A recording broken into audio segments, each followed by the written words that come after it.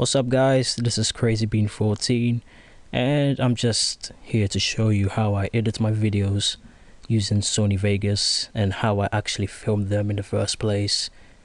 Yeah, basically how I actually film my videos till when I get them on YouTube. First things first, you want to open Total Media Extreme. This software should have came with the Hauppague HD-PVR installation disc. Once you've installed that, you should get this. Just double click it. Go to record video and open that. It should take a while. But once everything's connected properly and everything, you should start to see some streaming on your PC or laptop. And there we go. Well, first things first, before you start recording, click on format settings. This will come up. Basically what you want to do is, as soon as you open this first time, this will be in the middle. You want to drag it all the way up to the end, which is where it says best, basically 13.5 megabits per second, and make sure this is on constant bitrate, not variable bitrate. Click on that and ignore these two boxes. These two should be on 3 already, and click use AC3 audio encoder. Basically this is how it's going to save your the audio stream from the video you're going to record. Don't click on AAC because most video editing software are not actually compatible with it. It's a big file and it's just going to give you hell, really. Once you're done with that, click apply and OK, and there we go. Settings are done. The last thing you want to do is this. Do not click Xbox 360. These are just basically staples of how your video is going to end up being rendered. PlayStation 3 saves it to M2TS and Xbox 360 saves it to MP4. This saves it to TS, which I don't even know what kind of file that is. So if you have a PlayStation 3, an Xbox 360 or a Wii or whatever console you want to record, even if it's a PS2, whatever, always click PlayStation 3. You don't want to click Xbox 360 because that will just save your format on MP4 and you're going to lose some quality since you're going to actually end up saving the final video on MP4 anyway. So click on PlayStation 3 and click this folder so you actually know where you're saving it. The folder tree will pop up. Just choose somewhere where you want to save it. Click OK, click capture, and it will start filming video. Once it starts filming video, click stop. I'm not going to capture any video since I've already got an example video coming up soon, so just hold on.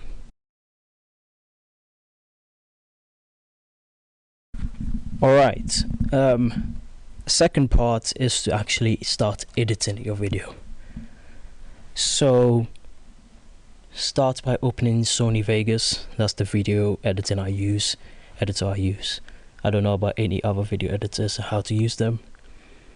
So yeah, I've already got it open. The first thing you want to do is go to file and click new. Blah blah blah. Alright, I've already got a a pre-render called best YouTube quality. First things first, since your video is HD 720p actually, you want to click on width and type in 1280 and height 720. This is how big 720p videos are. Click field order, non-progressive scan, pixel aspect ratio. Basically just copy down this and wait, I have to change this to interpolated fields, and these are my project settings. Oh, and also click this box. This will just make rendering much smoother. And these are my video settings. Make sure the frame rate is on NTSC. That's 30 frames per second. Because when you make a 60 frames per second video and upload it to YouTube, it will just get, downgraded to 30 frames anyway. So you're better off just putting it on 30 frames so you don't get a disabled frame rate issue on your video when you upload it. And yeah, click OK when you're done. First things first, you actually need to put the video on there. I've already got a video recorded, so I'll just drag that video down on the video, whatever it's called. And here is my example video. I'm just gonna cut it so to just make things much easier. And there we go. Okay, now what you want to do firstly is click on the video, right click, go to switches and disable resample. What this does is it gets rid of the motion blur, which is normally created when you film high definition video. Gets rid of the motion blur will just actually make your video look a lot better. And second thing you need to do is those black lines over there, you need to get rid of them. So click on that little box right here, which is on the edge of every video really. Invent pan crop, click that. Make sure this box is selected. It says lock aspect ratio. What this does is basically it keeps the aspect ratio of your video, which is 16:9, which is also widescreen basically. So when you actually crop it, it keeps the same size of the video. It doesn't, just gets rid of a big part of the video. So what you want to do is just look at this video for reference and just hold at the top there, drag it down, and there you go. The black lines are gone. Make sure you don't cut too much of your video. Yeah, that's about it. Close it. And now what you want to do is go to color corrector. Color corrector is just Studio RGB to Computer RGB. Select this. What this basically does is it converts the colors which is used on the studio editor to compatible colors which the computer or laptop uses. So it just makes viewing on your laptop it just makes the videos you view on your laptop look better compared to just leaving it the way it is. Just click and hold that, drag all the way down to your video, and that's about it. Don't tweak anything on here, just leave it the way it is. Close it. And next thing is you go and click on brightness and contrast. I've already got presets, but I'll show you my settings. Yeah, just same thing, click and hold, drag it down, and there you go. My brightness is 0.06, my contrast is 0.04, and my contrast center is 0.55. Oh, by the way, if you want to save a preset so you don't have to do this over and over again, just click here, rename it, and click the save button, that floppy disk over there, and save the preset. So next time you don't actually have to insert all these values once again. Alright, click close, and that's about it really. You can sharpen the video if you want, but I don't do that since the video already looks looks very sharp anyway. If you want to sharpen your video, just click drag reset to none and increase this to 0.100. Nothing more, nothing less. It just makes your video look much better. If you sharpen it too much, it just becomes a ms. Yeah, but I don't sharpen my videos, so yeah, it's your choice if you want, but I don't do it. And now that editing is done, you just go to File, Render As, and just name the video what you want to name it, whatever. I just call it Test. And first thing you want to do is go to Save As Type. This would be on WMV, I think, I'm not sure. Just change it down to Main Concept AVC to AAC MP4. This is a very good what do you call it, file type for YouTube videos. Not only makes the video almost look exactly the same as it does without, you know, any compression issues. The file size compared to the original video is much smaller compared to the original. And then now you want to go to template. I've already got a preset, but I'll show you my settings. Click on custom, and here are all my settings.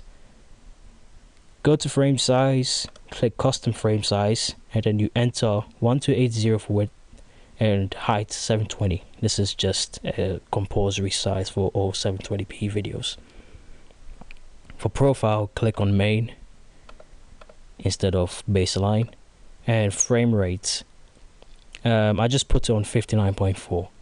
I know we recorded this video and changed this frame rate to 29.970 frames per second, which is basically 30 frames per second, and this frame rate is 60 frames per second. But for some reason it just makes my videos run smooth on YouTube without any, you know, jumps. Click on this box, allow source to adjust frame rate. This just makes the video run much more smoothly. Field order, non-progressive scan, because 720p is a progressive scan setting. And number of reference frames, change that. I think that will be on 2, change it to 4. Oops, yeah, sorry about that. I don't know what that actually does, but it just makes your video better. And constant bit rate, this should actually be on 13.5. You remember the time where we changed the bit rate before we started actually recording the video on the, what do you call it, the ArcSoft video recorder? Basically this, you should set that setting on the same exact way as the way it was before. So this should actually be on 13.5. I mean 13,500,000, but it wouldn't allow me to do that. So just round it up to the nearest million, which is 14 million, and that should do just fine. And after you're done with that, that's about it. Just go to audio, just leave them the way it is like this. Audio is not really important unless you're actually recording audio in 5.1 surround sound. Then I don't think you should really worry that much about audio quality. As long as you can actually hear what's going on, it should be fine. And just click on project. Video rendering quality should always be on best. Always on best. You just want to make your videos look good on YouTube, don't you? And that's about it. Just click OK, click save to start the rendering, and it will start rendering the video. I'm skipping this, so I'll see you guys when this rendering has finished. Looks like the rendering is complete. Yeah, now it's done. So now you just need to close this. You don't really need to do anything more on Sony Vegas. Your video is edited and now it's ready to go on YouTube. But now you actually want to check how it looks like. There we go. As you can see, it's working on my Windows Media Player perfectly. It runs normally. but some people are actually having difficulty playing MP4 videos on Windows Media Player. So what the problem is that you haven't got the right codec. What the codec basically is just a type of file which actually allows you to play different types of files which were actually not compatible with Windows Media Player in the first place. And it's taking very long to load Google up. So now I'm just going to show you where you can actually get this codec pack so you can actually play video files you couldn't before. Sorry about the delay, but my internet was just acting up. Now that's working, I'm just going to show you guys what to type in on Google so you can download the codec pack. Just type in Windows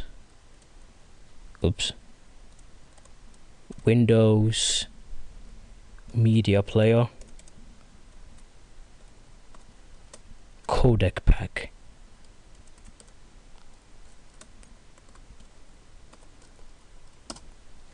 And don't click on the first one, just scroll down until you wait. 1, 2, 3, 4, 5, 6. Yeah, click on the 6th link. It's called Windows 7 codec pack for Windows Media WMP12. Click on that to take you to this site. This codec pack actually gives you the ability to watch all these different video files without any problem. It's just actually quite a lot compared to what you didn't have before. And as you can see, it's compatible with 64-bit and 32-bit Windows computers.